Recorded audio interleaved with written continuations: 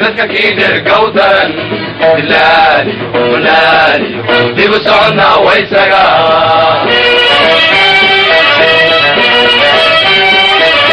waynaan dareemiye dadka kiidher gawdaran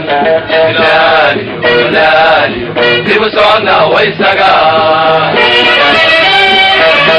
waxaan sheegay waxgaradkeedii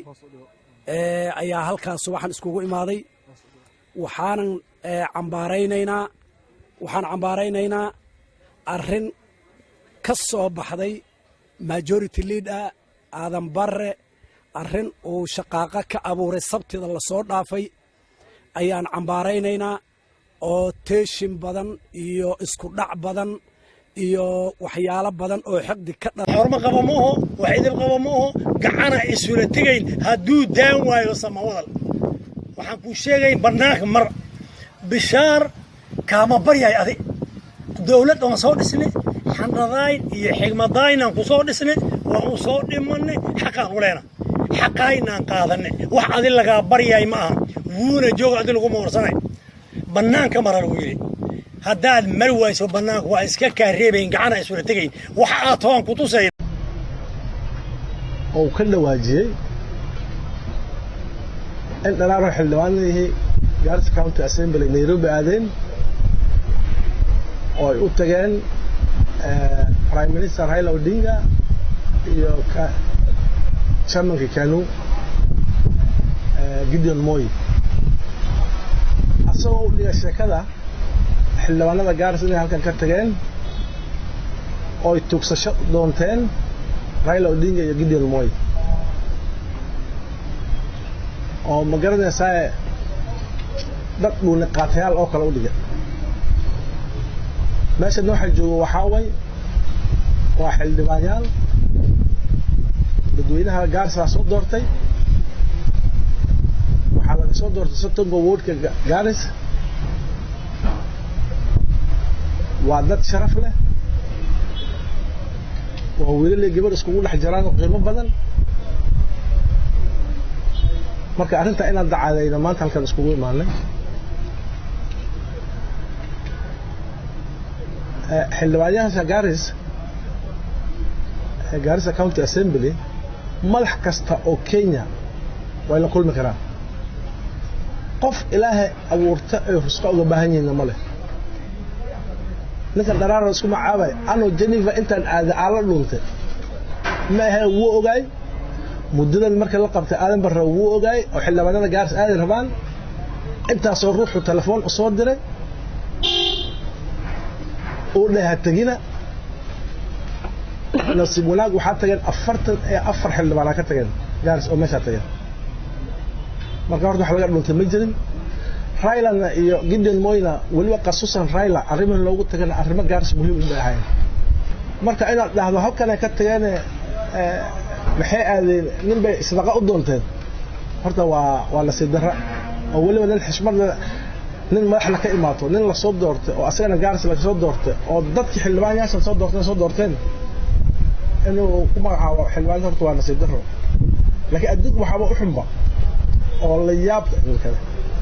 oo meel aad u qaado garanaynin nin madax oo xishood la qabin sirrigna qabin adduunka dhan mooday caayon maalin gamaan cayne maalin MBL cayne maalin waxa cayne MCAyaal calaatan moodu waxa kale ka sibaa abajir horta waa nasiib daro aad Garissa nasiib daro weyn baa ku dhacday Garissa county ahaan mar waxa leedahay musliga waddanka weyn calaatan moodu wax kale sheegay male Soomaalida waddanka Kenya weyn calaatan moodu wax kale marka arrintaas waa arrin aad iyo aad loo yaabo qofka bani'aadamka waxa fiican wuxuu ka xishoon inuu jiro hatta ninka iskoriski hadduu wax kale ka xishoon waa hatta qaraabadiisu ka xishooda laakiin aadan ruuxu ka xishoonay mar hatta qaraabo kama xishoodo assalaamu calaykum waraxmatullaahi wabarakaatuh macnaha dad madax marka la yahay mar walba muran iyo aflagaade iyo lama saarnaan karo waxaan u arkaynaa warkaas war naga dhamaaday oo wax sidaas inay ahaadaan inay ahaato laakiin waxaan nasiib darre ninka walaalka anaga MP-ga ee laga rabay Soomaali weyn inuu hogaamiyo oo maalin walba countigiisa muran iyo la dhex taagan iyo aflagaada oo dad madax asoo kale to la soo doortay ku aflagaadoona waa nasiib darro weyn maxay tusini dadka waaba dadkan uu caynay dadku leeyahay waa iga dhunteen oo meel bay aadeen hadii ma artay xiriir wanaag uu ka dhaxeeyo macaraatan waxaan baan jiri lahay maxay tusini macnaha dadkiisi uu madaxda u ahay la wada tashan karo oo waxa isla meel dhigan karaan oo ra'yi ka dhaadhicin karo inuu ahayn arrintaasna waa nasiib darro weyn annaga waa nala soo doortay sida asaga loo soo doortaa noola soo doortay maxay aheeday ummadda sharafta leh ee Gaaris baan soo doorteen macnaheedu ma aha ninkii ma artay madaxo meeshan tuu ka tago Nairobi dan oo aadagu inuu lacag doonto iyo in la laalooshi inay tahay Raila Odinga madaxweynaha Uhuru Kenyatta waa ka maarmi waay oo raadsaday oo ma aragtay garab ka raadsaday Uhuru waa ka maarmi waay oo madaxweyne Raila Odinga waan garanayn wadankan Kenya waxa uu ka yahay waa nin taariikh kale muxuu ahaayay arrimahan hadda county oo aan ku faanahayn oo county-yaasha Kenya ka jiraan asaga dhaliyay dadaal asaga uu leeyahay ku dhalatay agendas iyo arrimo aan kala tashanay baa noo yaalay balanta anaga oo hore maxay ahayd taariikh 22 bishii August annaga jabinay oo dhahnay census-kii baa soo galay census-kii waxna waa tira koobka kama maarano inaan ma aragtay wax ka qabanno ee arrintaasi to noo dibdhig sidii buu noogu dibdhigay taariikh 3 baan u tagnay meeshan waxaan ku nahay maxaan u malaynaa konton xildhibaan baan ku nahay 40 waan ku soconay dhowr si fiican baan u hadashay waxaan kala kulanay aniga Gaaris baan ka hadalay passport baa kamid ah xafiiska passport maxay yeelay bariga hore ee passport xafiis la geeyay jiray Raila Odinga baa sabab u ahay inuu keeno inta nin wasiir oo asaga kooxdiisa ka socdo oo ka jawaan la dhigi jiray baa keenay arrimo baan kala hadalnay oo si fiican u noo qaaday arrimahan hadda isbedelka constitution oo socda baan kala hadalnay muxuu ahay Punguza Mzigo iyo BBI waxaan kala hadalnay dib ka jiray county-yaasha iyo national government dhaxyaale oo ahay arrin la dhaho division of revenue bill oo la xalin laay baan yaan ma artiyaan kala hadalnay marka waxaan leeyahay ninka walaalka anaga aadan barre dad fara badan baa laga soo doortay Gaaris 6 MP baa laga soo doortay senator laga soo doortay governor laga soo doortay women rep baa laga soo doortay mid assembly ku mashquulsan mid og maxay ahayd assembly-gan yaa ka muxuu ahay committee chair iyo heblow iyo kan iyo ka ma jirto waxaan u arkaan dad ayagoo kale oo sharaf loo la soo doortay oo xaq u leh waxa ay rabaan tallaabo ay qaadan karaan asaga maxay ahayd mar walba inuu ku mashquulsanaado